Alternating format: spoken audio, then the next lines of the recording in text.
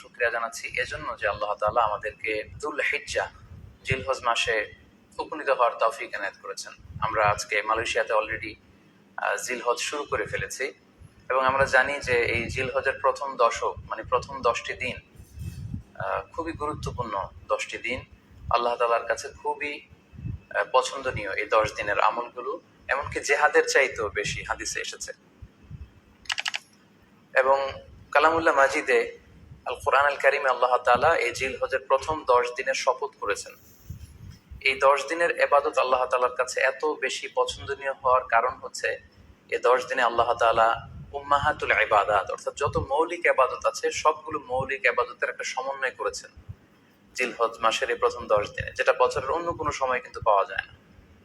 কারণ এই 10 দিনের ভিতরে সালাত আছে, নফল সিয়াম আছে, সাদাকা আছে, কুরবানি আছে, হজের প্রসঙ্গটা আছে, যেটা বছরের অন্য কখনো এরকম উম্মাহাতুল ইবাদত অর্থাৎ যত মৌলিক ইবাদত আছে সব মৌলিক ইবাদতের কম্বিনেশন সমন্বয় বছরের কোনো সময় কিন্তু আসলে হয় না, যেটা হয়ে থাকে জিলহজ মাসের প্রথম এই 10 দিনের ভেতর। এজন্য এই 10 দিনের ইবাদত আল্লাহ তাআলার কাছে অত্যন্ত বেশি প্রিয়। এজন্য আল্লাহ রাসূল সাল্লাল্লাহু আলাইহি ওয়াসাল্লাম এই 10 দিনে যাতে আমরা বেশি বেশি নফল ইবাদত করি আমাদেরকে উৎসাহিত করেছেন। পাশাপাশি আমরা যেন বেশি বেশি তাহমিদ, তাহলিল, তাকবীর দিয়ে এই 10টি দিনকে মুখরিত করে রাখি, এজন্য তিনি আমাদেরকে আদেশ করেছেন। এজন্য এই 10টি দিনে আমরা যেন বেশি বেশি সুবহানাল্লাহ ওয়ালহামদুলিল্লাহ লা ইলাহা ইল্লাল্লাহু আল্লাহু আকবার এই আজকারগুলো যেন আমরা বেশি বেশি পড়ি। এবং আরাফাতের সিয়ামের ব্যাপারে আল্লাহ রাসূল সাল্লাল্লাহু আলাইহি ওয়াসাল্লাম আশা করেছেন যে 9 জিলহজের যে নফল সিয়ামটি অর্থাৎ আরাফার রোজা, এই আরাফার রোজা যে ব্যক্তি রাখবে আল্লাহ রাসূল সাল্লাল্লাহু আলাইহি ওয়াসাল্লাম বলেন যে আমি প্রত্যাশা করি এই সিয়ামের বদৌলতে বিগত একটি বছরের এবং সামনের একটি বছরের যত পাপ হবে এই পাপগুলোকে আল্লাহ তাআলা আমাদের জন্য ক্ষমা করে দিবেন।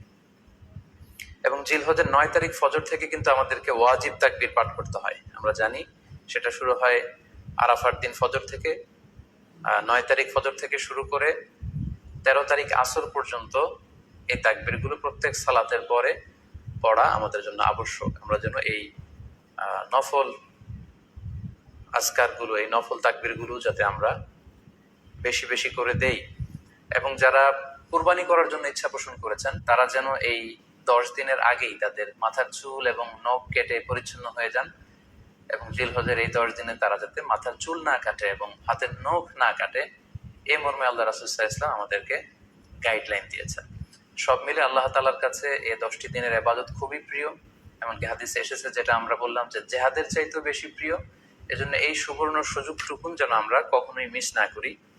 তাই আমাদের সাধ্যমতো আমরা যেন বেশি বেশি নফল ইবাদত করি। আমরা যেন সুযোগ হলে পুরো 10 দিন ব্যাপী আমরা চাইলে নফল সিয়াম রাখতে পারি, আমরা বেশি বেশি কোরআন তেলাওয়াত করতে পারি, বিশেষ করে তাহমিদ, তাহলিল এবং তাকবীর, আলহামদুলিল্লাহ, লা ইলাহা ইল্লাল্লাহ, আল্লাহু আকবার, এই জিকিরগুলো, এই আজকারগুলো পড়ে পড়ে যেন আমরা এই 10টি দিনকে মুখরিত রাখি। আল্লাহ তাআলা জিলহজ মাসের যে মাহাত্ম্য এবং বারাকা তিনি আমাদের